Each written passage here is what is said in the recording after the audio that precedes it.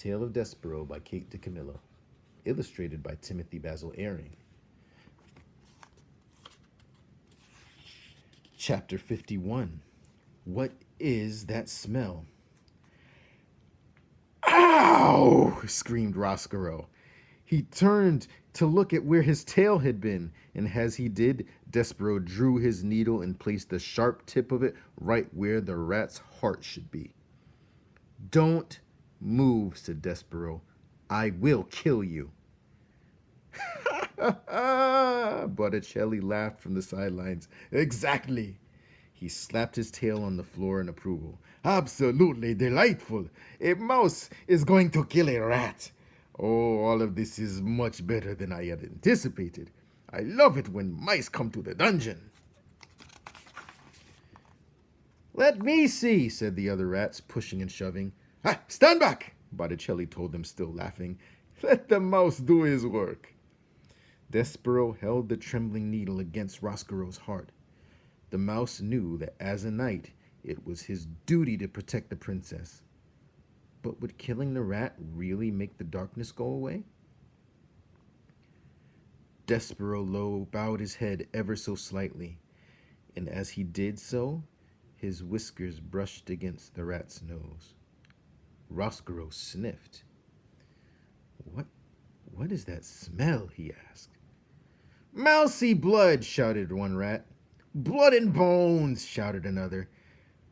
You're smelling tears, said Botticelli. Tears and thwarted love. Exactly, said Roscoe. And yet, there's something else.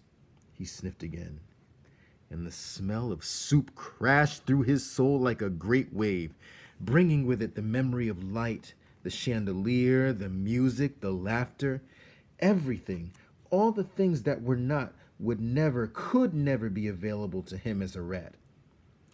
Soup, moaned Roscoe, and he began to cry. Oh, boo! Shouted Botticelli. Sss! Hissed the other rats. Kill me, said Roscoe. He fell down before Despereaux. It will never work. All I wanted was some light. That is why I brought the princess here, really, just for some beauty, for some light of my own. Please, shouted Botticelli, do kill him. He is a miserable excuse for a rat. No, Despereaux, said the princess, don't kill him. Despereaux lowered his needle. He turned and looked at the pea. Boo! Shouted Botticelli again. Kill him! Kill him! All this goodness is making me sick. I've lost my appetite. Gore, shouted Meg, waving her knife.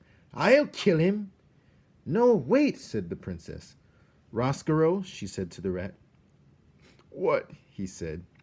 Tears were falling out of his eyes and creeping down his whiskers and dropping onto the dungeon floor. And then the princess took a deep breath and put a hand on her heart. I think, reader, that she was feeling the same thing that Despereaux had felt when he was faced with his father begging him for forgiveness. That is, P was aware suddenly of how fragile her heart was, how much darkness was inside it, fighting always with the light. She did not like the rat. She would never like the rat, but she knew what she must do to save her own heart.